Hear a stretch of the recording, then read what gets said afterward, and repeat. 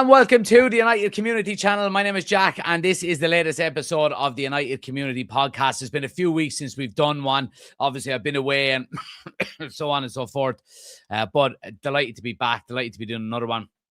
Very small cast today. It's just me and Chris. So look, we'll get stuck into it as always, guys. We've got plenty to talk about. We're going to be, of course, talking about yesterday's game against Crystal Palace. We're going to be talking about Sesko. We're going to be talking about Yoro. We're going to be talking about Michael Carrick and potentially getting the full-time job. And then we've got a couple of other pointers to talk about as well. Supposedly a 200 million euro kitty for United to go and raid the Newcastle midfield. So we'll talk a little bit about that as well. As always, please smash a like in the video, guys. Subscribe if you're new. We are live, so get your comments into the live chat. I want to know your thoughts as always.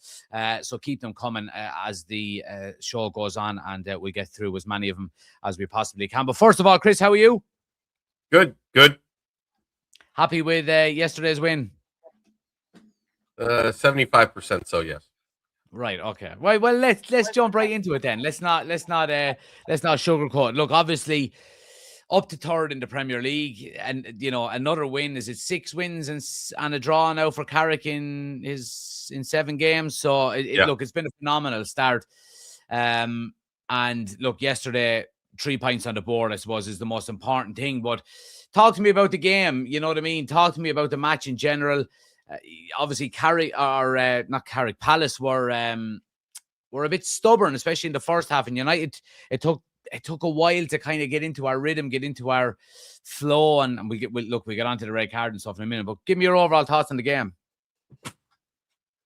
I mean, you can't be mad at the 3 points. I mean, you can't be mad at that we did what we needed to do to win. I mean, we were fortunate to get the red card. With Cunha. I mean, don't get me wrong, it's a foul. I mean, it could very well have gone outside the box and not been a penalty and everything like that. So, I mean, because when he started the foul, it was kind of borderline and everything like that. So, I mean, Cunha did a great job on selling it, to be honest. But, my problem with the game is, like I said, 75% extremely happy. My 25% is the fact that, one, we started very slow. And it seems in the last couple games, Everton, West Ham, we've started slow and it's hurt us. We don't have the same just drive from the get-go when we played City and we played Arsenal and stuff like it. We weren't cracking from the first whistle, so that's a problem. I have a reservation about that, and then also I have a reservation about how we ended the game, because we need to put teams away and not just kind of. And especially when they're down to 10 men, because I felt like we sat back more than we. And I understand, like in the watch along, you said, you don't want to open ourselves up, but they have 10 men. We should be able to control the game and get our chances and do that. And we didn't. And I think part of that is, and I mentioned in our group chat that, in Desi, I wish Desi was here, because I mentioned that our midfield, our Manu and Casemiro, I'm not blaming one or the other. I don't think they did. I don't think they were as lively as they've been. Like, I think that there's an issue there. Like, not issue, but they need to do a little bit more. They weren't, like you said, Jack, in the watch long. We weren't winning second balls. We weren't aggressive enough. Against the Palace team that, let's be honest, is not in form. They've been shambles the last couple games and stuff. And I think, especially, I mean, I can understand a little bit more the 2-1 victory if we were playing at Selhurst Park, but we were at home. We should have won after them, and we should have won that game probably 4-1, if not 4-0. Their goal was kind of a fluke, not fluke, but just soft. I want to say it's a soft goal, to be honest with you. Yeah. Like, they didn't really have any other big chances other than that. So, like, again, this seems to be our moniker. Like, teams get one chance and they score. And it's just kind of like, it's kind of disheartening a little bit, but at the same time, like, we need to be better. We need to, these are the games that you look at to pad, I don't want to say pad the stats, but you get the goal difference up. You put some length in between, instead of being just +3 over Villa, we could have easily won 4-0, and we're higher up in the goal difference thing. I mean, these are the games. You look at what Liverpool did against West Ham at home. They beat them 5-2. Like, they went out and nonstop after him. And I'm like, Is there an argument to say though that is there an argument to say that we probably should have scored more goals, more so than the lack of trying, because we did have chances late in the game to score more. Obviously, we didn't take them. You know what I mean? I think Ahmad had a great chance with his right foot. That was a good save out of Dean Henderson. I think was there a chance for, was it Manu that got a chance maybe towards the end? Anyway, I give me your thoughts on that. Yeah, I mean, don't get me wrong, we had chances, but we had chances outside of the box. I mean, Ahmad's chance was a nice, brilliant shot. If he was probably 3 yards farther out, he probably would have put it in the upper 90 the way the ball was rising. He was just, I hate to say this, he was too close, you know what I mean? Yeah. But at the same time, and Henderson made a great save. Henderson's a good keeper and everything, but I just think with 10 men, we need to control the game, because there's periods of that game where towards the end, the last 10, 12 minutes, that they had possession, and we just kind of were like, we'll just kind of sit back and we'll let them do their thing, and then we'll try to get it, and we'll go on the counter and everything like that. I just think, and I guess a little bit more the first, like you said, first 25 minutes, 30 minutes, Sesko didn't touch the ball but a couple times. I think we got back into our old form of going side to side instead of going in. And, I was listening to a couple of pundits, and they were saying that, like, when Sesko's in the game, we need to serve the ball sooner. Like, instead of, Dallo down, or even when Luke Shaw came off early, but Mazraoui and everything, our fullbacks need to serve the ball in. Because if you watch Bruno's cross that Sesko finished, it wasn't on his head. Sesko went and got it. Like, that's the move of a striker, that he stepped in front and made the move and won the ball. Like, it wasn't a perfect cross right on Sesko's head that, Bruno took in, but it was, if you just put it in the vicinity, or as we call it, you put it in the mixer, he's going to go find it. That's what he does. Is there an argument for, I suppose, not having Sandro Martinez in the team? We know how progressive his passing can be out from the back and how he controls the tempo of the game.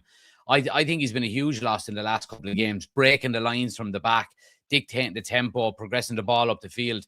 I don't see another centre back in the league that can do the types of things that he does any better. No, I'll agree with you. He's a big loss. I mean, besides his tenacity and everything, his progressiveness is a big loss. But but that's what we need our midfield to do. Like, if one guy's out, then someone's got to take it over. And and to be honest with you, I was hoping, and this is not a slight on him, but I was hoping Manu would be a little bit more. Maybe he comes and gets the ball a little bit deeper, and he's making those progressive passes, and because that's what we need out of our midfield. I mean, you can't always rely on just one guy to do that in the back, and that's my issue. Is just like the urgency doesn't seem to be there all game. That's my issue with the game. Is just I felt there was a lack of urgency in that. The problem is I get it. If you're playing away, you kind of let them, you kind of settle into the game, and you get it going because you're away from home. But we were home. Like, we needed to be on the front foot. And I don't think we really were.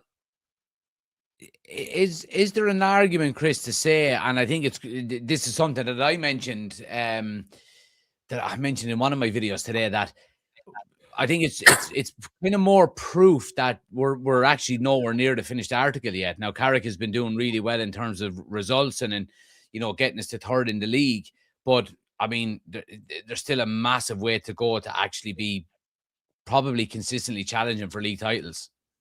No, I agree with that, and I know that. I mean, I guess you can say we're nitpicking a little bit, but my problem is no matter what, the urgency needs to be there. That's my issue. Is that I don't care who's out there. The urgency needs to be there to go out and win the game on the front foot. And yes, do we need other players? Like, I mean, let's be honest. Cunha is not a left winger. He's playing on the left wing doing a job, and he floats in. And like you said I think you said in the watch along, we don't have any width on the left side because he floats in. Especially when Luke Shaw went off, because Mazraoui's right foot, he tends to come in on his right foot regardless.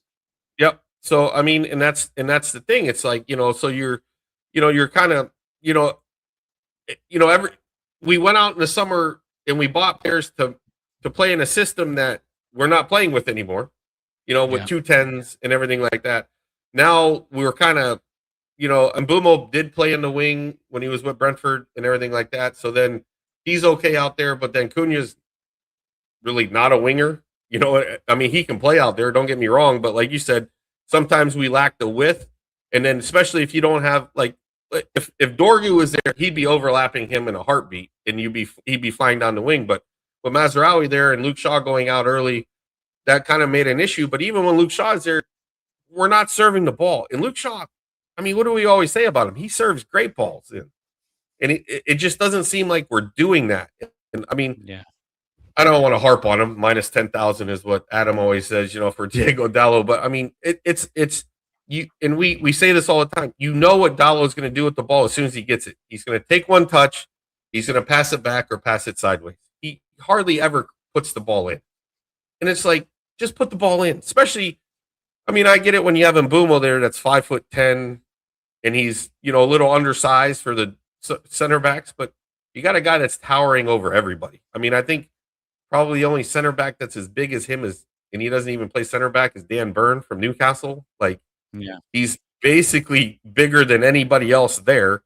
So if you put it in the general vicinity, he's going to go get it, and he's proven to do it. So it's like, that's my issue, and that's right. Let's focus on the positive then, because it is Benjamin Sesko is the main positive in that game, and he's on a real hot streak. And again, look, I mentioned it on the news show today that credit where credit is due. I mean, recruitment seems to be very, very good. In fairness, there was a list actually I've seen before I came on. I'll see if I can find it here, of the, I think, 11 signings that we've made under, there it is right there. 11 signings we've made under INEOS, and I would say 2 of the 11 are poor and the rest are good. And so you can see there, Joshua Zirkzee poor, Leny Yoro good, De Ligt good, Mazraoui good, Ugarte poor, Heaven good, Dorgu good, Cunha good, Mbumo good, Sesko good, and Lemens very good. Yes. I mean, Sesko, fantastic.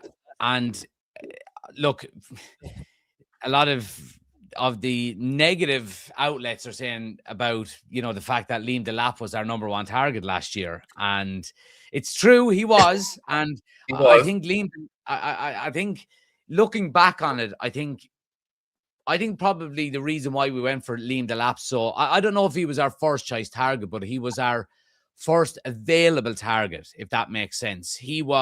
Everybody knew he was leaving Ipswich. The race was on for him, and he was going to move early in the window. And I think that's why we were linked for a lot less money.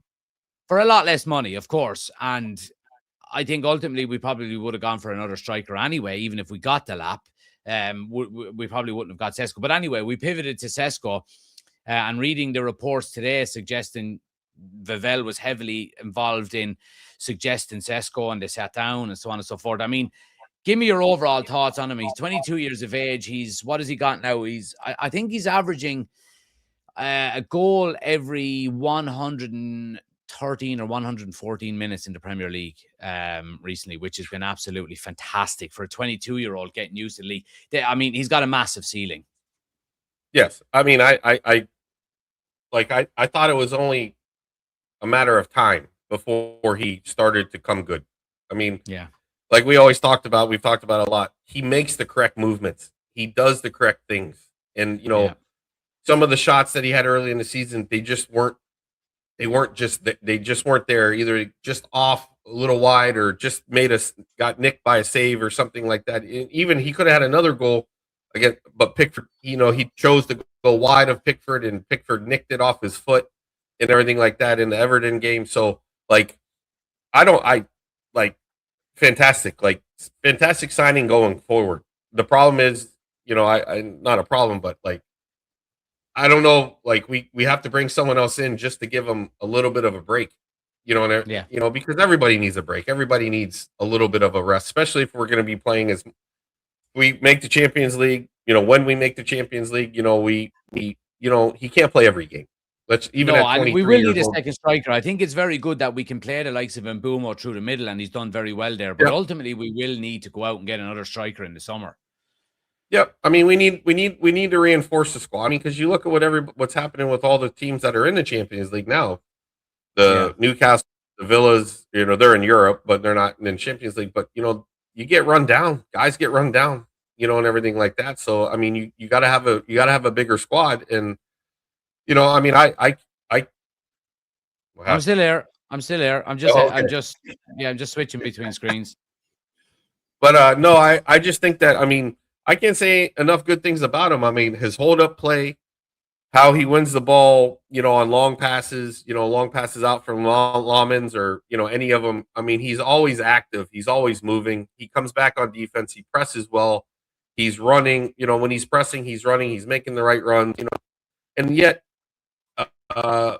so he's like a little bit, I mean, he's still learning. So let's be honest, like there's a big learning curve, and everything like that. So I mean, kudos. Like I'll be the first one to say I wanted Gyökeres over Sesko, but now I changed my tune at this point. How stupid were we, huh?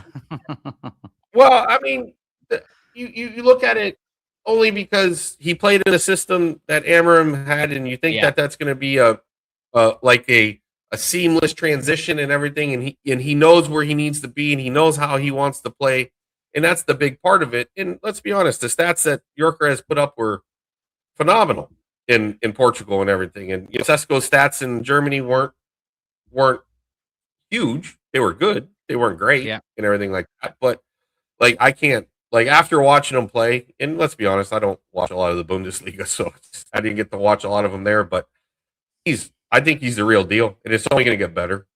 I think it's only going to get better because we're learning how to play with him too. The argument going forward then, Chris, is because obviously he done fantastically off the bench for us the last few games. He obviously got the start on the weekend. And the argument now is, do you stick or twist with that? I mean, does he go back now to playing on the bench against Newcastle, or the fact that he has proven he can score as a starter in the team? And you mentioned, obviously, he had the least touches of any player in the first half. And again, I mentioned I thought it was down to probably a poor all-round performance, more so than a poor individual performance by Sesko. We didn't feed him enough. And when you see the goal he scored, you mentioned it there, the cross wasn't fantastic. He went and got that ball. You know what I mean? He went and got his head on the end of it. He had no right to win it. He got across the defender.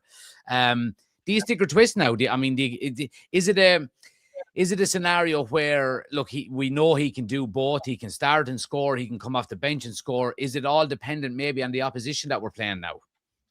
I got to be honest. Like, I'm not saying he doesn't deserve to start every game, because I think what he's been doing, he deserves it. But I also think that it's a tactical decision. I think that this opens a big opportunity for the Carrick and his staff to get things right and to showcase what they can do, because now you have options. And it's always good to have options, because I think, just like when Ruben put the team out there the one game, and he's against City, and he's trying to confuse them because he's trying to get more movement and not be so static up front where you're just trying to serve balls in. But I think against a team like Palace, you want him to start because he can win the ball against those guys and everything like that. Now against an Arsenal team where you have the likes of the Salibas and the Gabriels that are very strong in the air, maybe you twist and you go back to the Mbumo up top, and you play a little bit more of a free-flowing game just to, get their feet moving and everything like that. But I really think I would put it up to the coaching staff and say, hey, against this squad, because you never want to run out there with, and this is the problem I had where I thought Sesko should have started against like Everton and West Ham, is that you never want to just keep running the same team out there and doing the same exact thing. Like City doesn't do it because, sometimes Marmoush is in there, sometimes Foden is in there, guy, you put tactical decisions, you put tactical things in place to play a different way. So, I mean, all of a sudden now it's like, who was it that we were playing against? West Ham and Graham Potter when he was with Chelsea, he had to change within 20 minutes because of he didn't see it coming. And that's what you want. You want to go out there and be like, oh, I didn't see this coming out of United. Whereas if you continue to roll out there with Mbumo, Ahmad, Bruno, Cunha, and everything. All of a sudden now you're going, oh, we know how they're going to play. We can defend that. That's easy. Yeah. But then if you put Sesko in there, it's like, oh, we got to change tactics a little bit. Maybe we need, and everything. And let's be honest, maybe Sesko can refine his game so he's not so static at the up top and everything like that. Like, what are the things they say about Holland? Holland sits up top and waits for service because the one thing about him is he's not good in build up play and everything like that. And Sesko is, in fairness to him. He is, and I think that's the next transition. And I really think I don't think it's so much stick or twist. I think it's game by game. You want managers to go out there and sit there and say, hey, we're going after it this way. And then if it doesn't work, then we make a change as well. Because sometimes, it's like you get to it and it's like, oh crap, this isn't working like I thought it was. We're going to make a change. And it's not because guys aren't giving effort. They're just, we need to make a little bit change and we need to run them a little bit more. Because I think the big part of Sesko coming off the bench is we're running at him and defenders and they're having to keep up with Umo, Ahmad, Cunha, Bruno, and those guys making all the runs and being so free flowing that all of a sudden when Sesko comes in, they're not ready for that. Yeah, 100%. Right, want to switch a little bit, Chris. Let me go through some of the comments here. Barry is in. Good to see you, Barry. What have we got? Please, what's D saying? Please stop saying his name. I get slightly traumatic flashbacks every time. I can't remember who that is in relation to. Cunha's direct competition for his preferred position is arguably unbenchable, and that's Bruno Fernandes, of course, which is obviously another argument there. He also says, I say he starts against Newcastle, not to say he starts every game, but Carrick is breeding confidence in him, allowing him off the bench and getting these goals, and it's showing from starting performances. Yeah, and look, I said in the match preview during the week that,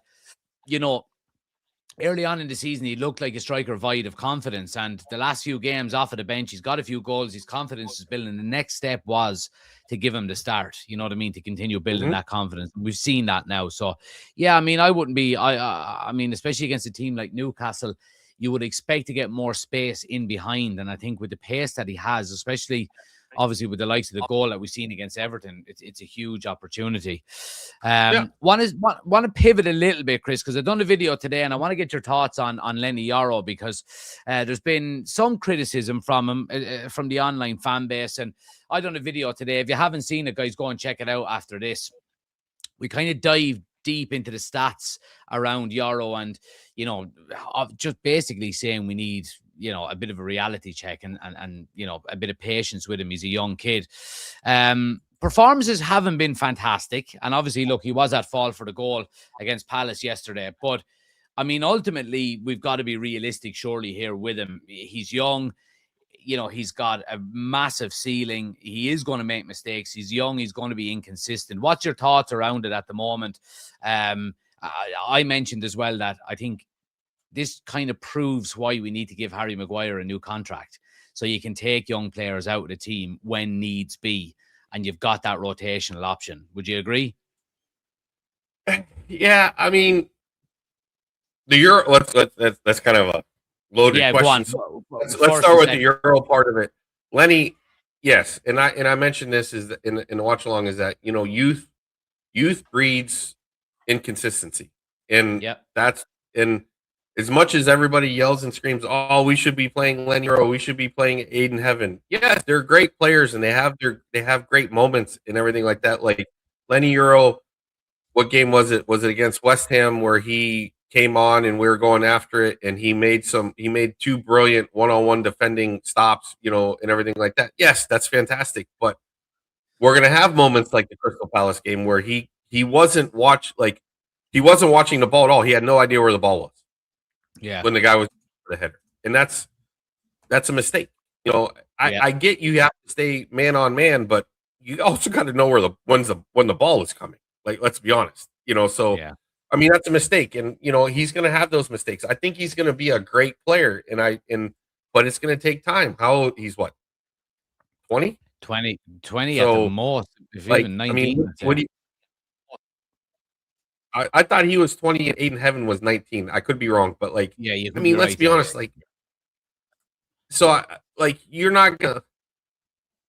You're gonna have those moments. It's just because you're a year and a half to 2 years at United, you think you're going to be the best you're going to be? No, it's not going to happen. And I think that he's going to get times to play, and so is Aiden Heaven's going to get times to play, and they got to make the best of the time that they get to play. But you're not going to be a number one starter. And now to go to Maguire, I'm really torn on that one because like I can't say enough good things about Harry Maguire because he's conducted himself probably the best that I've known for everything they've just gone through at United, having the captaincy taken away from him. Everybody ridiculing him, all the bad memes of some of the bad plays that he's had, and rightfully so, and everything like that. But he can himself professionally, fights for his spot. But how old is he? 32. Like, when do you call it quits? Like when? I mean, 32. Yeah. Here's the thing. I like, he's not going to get faster, and so my problem is like, if we're not, if you're going to sign him, that's just clear cut saying you're not going to go after a center back at that point. But the problem is, where are we in our rebuild, as we call it? Because you let Maguire go knowing you're going to bring in, let's just say, a top center back like Mickey Van de Ven, because he's probably going to leave Spurs. Would you rather pay the money for? I mean, it's going to be decent money for Mickey Van de Ven. Would you rather have him with De Ligt or Yoro or Heaven compared to having Maguire? Like, and I know Van de Ven's had a rough year. Everybody's had a rough year at Spurs. So, like, I guess you just have to weigh the options. I mean, would I be mad if we kept Maguire for another year? No, I wouldn't be mad, but I can't say I'd love it. What I mean? Well, I think ultimately, if he was to stay, he's going to have to stay as a squad player, Yes. And you would be using him in the scenario that we're probably in at the moment. I mean, I don't think Harry Maguire gets the kind of minutes he's getting at the moment without De Ligt being injured, without Martinez being injured. I think if you have everybody fully fit and up to match speed, I think it's always going to be De Ligt and Martinez. Now, if you're going for a Mickey Van der Ven, I don't think he's going to be in direct competition with Maguire. I think he'll probably be in direct competition with Lisandro Martinez, given the fact that they're both left-footed, And look, we see Martinez out with another injury at the moment. I just think for a rotational option, having Harry Maguire there with his experience, his professionalism, and in fairness to him, he loves playing for Manchester United, and you can't get that too easily, No. And we all say as fans that everyone would love to play for United. It's not really the case, to be honest with you. There are, especially when you go to the continent, there are more glamorous places to be than Manchester United at the moment for these foreign players, especially. So I just think to have the option to take the likes of a Yoro out of the team, to take the likes of an Aiden Heaven and not have to over rely on them.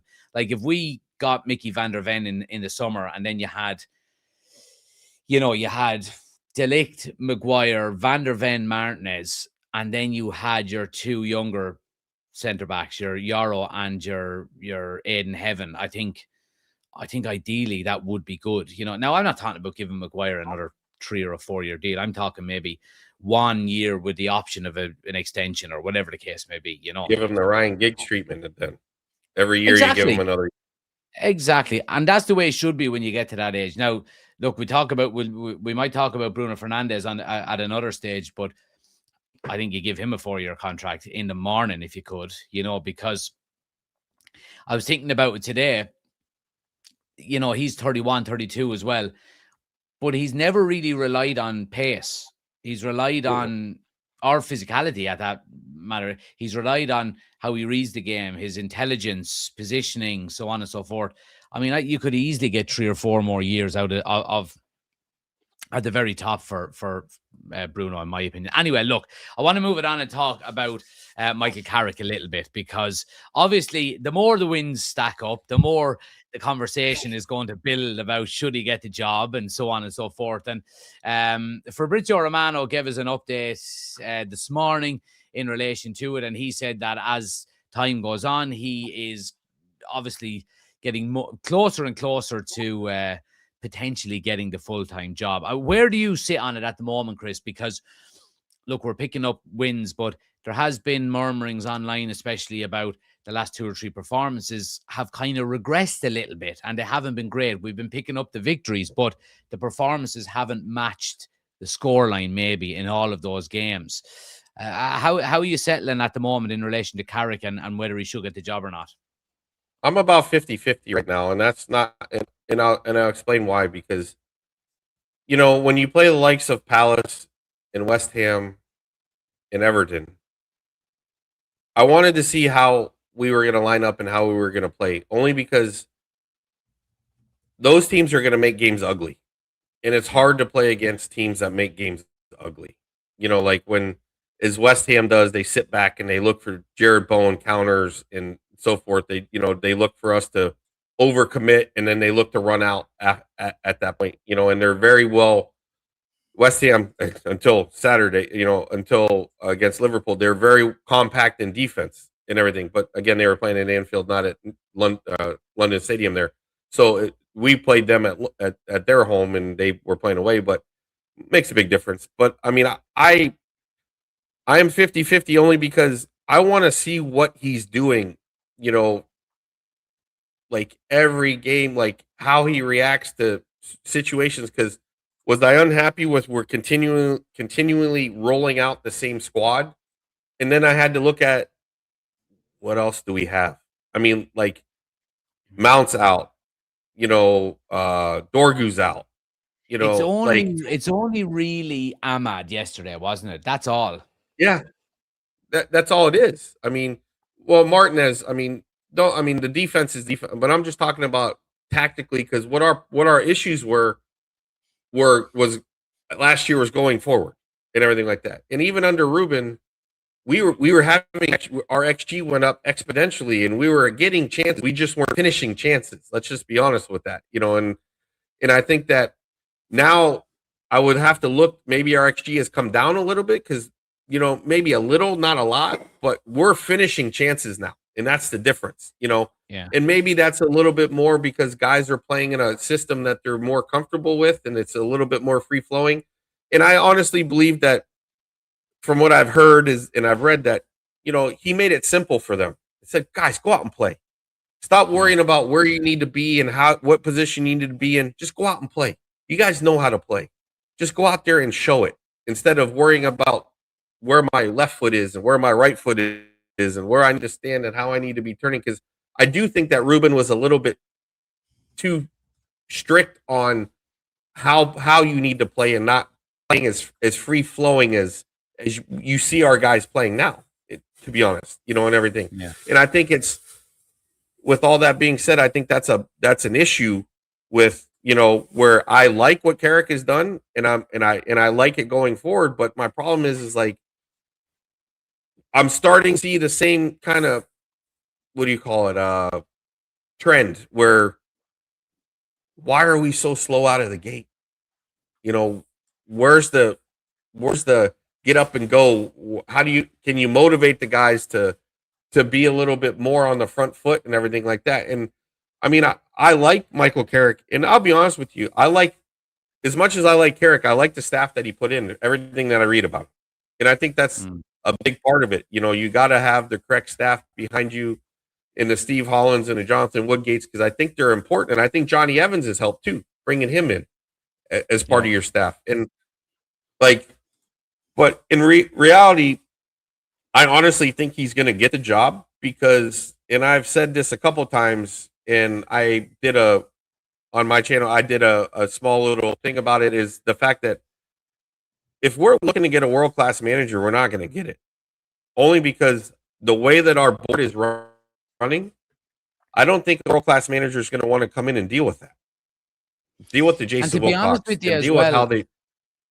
I like in the space of the last couple of weeks, I mean, 2 of them are gone already, and all of a sudden the options available have narrowed significantly. I don't want Glasner, I don't want Iriola, Emery would I could take if we swapped Carrick for Unai Emery, I would say right, okay. It's But probably he only wants Unai complete Emery. control. He has complete Yeah, control of Villa. nobody has complete control. I don't care what anyone says. Well, Like, I mean, he tells him who he wants and everything. That's the problem. Is if you get a guy that is your Emery's that says, "I want this guy, I want that guy, I want this guy," and he doesn't get him, then where are we going to sit? I mean, you got to they got to bring a guy in, because I'm just saying the way that the board is running, because the board's not going anywhere. Let's be honest. Wilcox, I don't think, is going anywhere. Pavel's not no. going anywhere. Barada's not going anywhere. So you have to find someone that can work within that system. And if Michael Carrick, because he's shown that he can win games, let's be honest, you can't take that away from him. And he knows how to play. We're playing, as we quote unquote say, the United way and everything like that. And and my problem is I like what I see, but I need to see a little bit more to say I want to give him the job. Because like I was listening today to the other Muppet that I won't mention his name. He's got blonde hair and wears glasses, but like tut. But he said that he'd rather have Pochettino instead of Carrick. I'm like, are you crazy? What has that guy ever done? Nothing. He's not done anything. That's why you don't watch the United stand. It's nonsense. Well, I was listening to I listen to everything just to have it in my ear and everything like that. But the problem is, it's just like, what is Pochettino? Why would we want him? We wouldn't. Like, even at Spurs, like what, like nothing. When he was with Spurs, like I wouldn't want him. Like they say Luis Enrique. Like, oh, traitor, nice. Luis Enrique, like, I don't love him either. Like I don't, because did he rip down PSG and got rid of everybody and then rebuild it? Yeah, but he did it in his own fashion, and I don't think the problem is I don't think any of those guys will deal with the board the way that it's currently constructed. The way that they do things. And that's my issue, Yeah. But yeah, I mean, I like what I see out of Carrick, but my problem with Carrick is, like, I would want to see the guys react a little bit more, like be more consistent, and that's what I haven't seen yet. You know what I mean? Yeah, 100%. While I think about it as well, as soon as you finish up here, I need a team for the last man standing for Wednesday night as well. I'll give it to you. I'll do it right. Yeah. Yeah, I was lucky that I actually got through, because the team that I wanted, I would have lost. I would have picked Villa instead of Wolves. Oh yeah. Oh, there's actually games tomorrow night, isn't there? Yeah, that's why. Games start tomorrow. Yeah, there's games for tomorrow, right? Okay. Just a message came in there from the club, so I seen it. But anyway, right, for the last couple of minutes, let's talk a little bit about transfers. Yep. Report coming out today. Now, again, look, not from a tier 1 journalist or anything, but anyway, supposedly Manchester United have made contact with the representatives of both Bruno Guimarães and Sandro Tonali of Newcastle. And we're talking about rebuilding the midfield. And I think, obviously, it's going to be a massive summer. And we've heard the Whartons, Balebas, Elliot Andersons, we're now hearing Tonali's, Bruno Guimaraes, whatever the case may be. What's your thoughts on this? I think Champions League football, if you're talking 200 million for the midfield alone, it's got to be Champions League football to have a kitty like that. Outgoings are going to be important as well. But what's your thoughts? I'm not against it, but I've heard that Tonali wants to go back to Italy. So I heard that initially, and then I heard an updated report in the last couple of days saying he doesn't. He wants to stay in the Premier League. Well, I mean, if he wants to stay, then I would go. I like Tonali. I mean, I like both of them. Both of them are fantastic. But I mean, they're not going to come cheap. Yeah. But then you look at it and you say, I mean, United fans are going to be upset, because if you go out and get Bruno G and you get Tonali, that's going to put Manu on bench. Yeah. I mean, and then you're going to run into that issue of, well, why isn't Kobe Manu playing? Because we got two players that are better than he is at the moment. I mean, let's be honest with that. I mean, that's kind of, when does he get to play? I mean, will he play? Yes, but he won't be an everyday starter at that point. And I don't know, like, I mean, Tonali is class. I really like him. I kind of like him more than Bruno G, but I think that Tonali's the type of player. He's the type of engine that we need. Because Yeah. he, like, the volley that he had, that Pickford saved. Because he's always up and around the top of the box and everything like that, and he just cleans everything up. And don't get me wrong, Bruno G is very good, and he's like a little pit bull, like a little bulldog, and he's always in the scrap and into it. I mean, if we inserted both of them with Bruno Fernandes up, that's class midfield right there. Yeah. I 100% think it, but that's a lot of money. I mean, I'd rather have. I mean, again, he's not going to be cheap. He's not going to be cheaper by any means, but I'd rather put Elliot Anderson with Sandro Tonali and have Bruno up top at the 10. That would be my pick at that point. There's a lot of there's a lot of options, really, isn't there? There's an awful lot of options. Just finally, Chris, Newcastle's going to sell both of them. Sorry, do you think Newcastle is going to sell both? I would be massively surprised if they did, to be honest with you. I think the only real reason you could see both of them leaving is if they don't get Champions League football. One, obviously, both of them will want to play Champions League football. And second of all, like, if you're talking about FFP, I mean, Newcastle can't spend money. They'll have to sell. You know what I mean? Yeah. So I don't know. I would be massively surprised, to be honest with you. But yeah, look, ultimately, it's going to be interesting. Outside of, finally, Chris, before we finish up, outside of the whole midfield rebuild, what's the priority for you in terms of what we need for next season? Obviously we need a new midfield, probably 2 midfielders. But is it a left winger? Is it a right back? Is it a left back? Is it another centre back? Go on. 3 midfielders, number one, not 2. 3. 3 midfielders? Need 3. Yeah, you're going to lose Ugarte and you're going to lose Casemiro, and you're only going to bring in 2. What happens if one gets hurt? You really don't have I mean, let's be honest. I mean, and I'm not saying they have to be world-class midfielders, but I think you need 3. You need some depth and everything like that. And, I think we need a replacement at left back. I think that from what we saw from Dorgu, I think Dorgu can play on the left wing when he's healthy. I mean, is he the finished article? No, but I think you may. I mean, we need left side. Let's just put it that way. Whether you want to move Dorgu back to left back and let him play there, and then we need a left winger. If you want to put him at left wing, we need a better left back. And I think, I think our fullbacks need to be overhauled at this point. Besides our midfield. I mean, I think Diego Dalot's got to go. I'm sorry. As much as I like him, he's been a steward for the club, and he's faced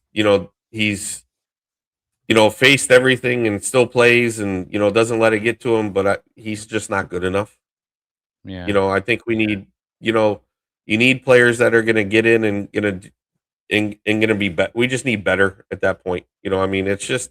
I think we're 2 windows from being 1 and 2 in the league, to be honest with you, at this point, because I think, Lamens is, I can't say more, I can't say, it's just class. I mean, he's so confident in, what he does and everything like that. And then I just think, I think it's time for Luke Shaw to go. And as much as I like him and I get it, but he needs to go. And Diego Dalot needs to go, because I like Mazraoui, but I think he's more of a squad player than he is an everyday starter. Because he doesn't instill fear in anybody. Let's be honest. Like, I think we need someone that's going to be coming down the wing that's going to instill fear. And if you want to put Paddy Dorgu out at left back, then I think we really need a left winger at that point. You just got to weigh the options at that point, because, and unfortunately, I think you're going to see Cunha go to the bench, and when we're playing bigger games, there's going to be times Bruno's going to have to sit. Yeah. And I mentioned that today, I think, in like, the attitude has been fantastic from players that have been put on the bench. Like Cunha against City and Arsenal was on the bench, came on, goal and assist. Sesko's been playing off of the bench. Like, they're really buying into it, and you can't ask for much more than that. No, I mean, but let's be honest. When we played City and Arsenal, and I mean, how can a player be mad? Because when you're looking at the player that's playing in front of you, and Patrick Dorgu, he's scoring goals and playing at a great level at that point. So you like, it's one thing if you're on the bench and you're going, why is that guy playing in front of me? Because he's not doing anything. Then that's when the unrest comes in. But when you're watching Dorgu go through and score these goals and get forward and do the things that he's doing, you're sitting there going, okay, I got to play better, because that's what, it's not like the Eric Ten Hag where it's like, oh, Rashford, go out there and play, and it doesn't matter how you do. We're just going to keep throwing you out there because you're the highest paid player. Yeah. So I think it's on merit. And, and I like the fact that, Carrick sat Ahmad and put Mbeumo out there, and, you're not going to just sit out there and not, and have pedestrian games. You're going to have to, you're going to have to produce. And I think it's a big part of it, Absolutely. As it absolutely should be, to be honest with you. 100%. Let me go through one or two of the comments before we finish up. Clarion is in. He says, Tonali and Anderson midfield with Bruno as a 10. That's a Premier League champions team right there. Anderson has been absolute poo. Same with Wharton and Baleba, says D. Newcastle, if they don't get Champions League, they'll need to sell both of them. Really, has he dropped off? I watched him against Poole. Yeah, and they're talking between themselves. The boys are talking between themselves. So happy. Anyway, Chris, we're back. Nice little. Say that again. Well, I was just going to mention it. Like Didi said about Anderson. Like I've watched the Forest game too. Like, I think there's a vast difference between how Wharton's playing and how Anderson is playing, because they're both playing for really bad teams right now. And I like what I see out of Anderson better than I like to see out of Wharton. Like, I think Wharton's a little overrated, to be honest with you. Like, I think when he had the team of Etse and Mateta up there, when he had better players around him, it makes him look better, where I think Anderson still looks good, even though the team's not playing well. Like, he just controls things, and I do like Anderson, and he's young enough to grow. I mean, he's not the finished article either. So, I think what the difference is when you're looking at Bruno G and you're looking at Tonali, those are finished articles. Those are guys that step in and you know what you're going to get. Anderson's still got a lot of growing to do. You know what I mean? So, it's going to be an interesting one, because there's going to be a lot of money. I mean, there's going to be a lot of money spent this summer. Absolutely. I mean, because the other thing you got to look at, is big game on Wednesday, Villa Chelsea. If Chelsea don't win that game, that's going to hurt them, because if they don't get Champions League either, or Europe, they're going to be selling players. Yeah. Paul is saying Tonali's probably put a few bob in himself to sign for United. But I mean, I think there's going to be, like, just like you said. Oh, Desi says he'll come on in 5 minutes. Well, I will be in the shower in 5 minutes, because it's been a long. I mean, day. where do you sit, Jack? Though on where do you sit with Tonali and Bruno G? I would love them, to be honest with you. I wanted us to sign Bruno Guimaraes, or sorry, not Guimaraes, Tonali before he went to Newcastle. I was crying out for us to get him. I really, really liked him. And Bruno Guimaraes has taken the league by storm, in fairness to him. He's been absolutely fantastic. I think he's the captain as well, is he, of Newcastle? He is. Yeah, so when he's healthy, he is. It will take a lot of money to get him out of there. But, I mean, I think if you go and get both of them, I think it was only last season that we were talking about Newcastle having the best midfield in the entire league, with Tonali, Bruno, and Joe Linton. Energy, quality, physicality they had everything, to be honest with you. So, look, if we could get one of them, and look, for me, Elliot Anderson is number one. Elliot Anderson and anybody else, and I'll be happy. You know what I mean? So, but. Gotcha. Yeah, like last season, like last summer was a striker market. This summer is absolutely going to be a midfielder market, to be honest with you, for 100%. A number of clubs. But anyway, I digress. We'll know more in the coming weeks and months. But anyway, Chris, look, good to be back, and appreciate you coming on as always. And I'm sure I'll see you on the watch along on Wednesday night. Absolutely. Appreciate it, man. Talk to you soon. Thanks to everybody for watching as well, guys. If you haven't already done so, please do smash a like on the video. Subscribe if you are new to the channel. We're on the road to 15,000 subscribers. Go check out my Leny Yoro video as well. It's already recorded. It's up on the channel. Let me know your thoughts in the comment section of that as well. I just kind of dispelled a lot of the myths that he's not good enough and all of this noise and nonsense by the online fan base.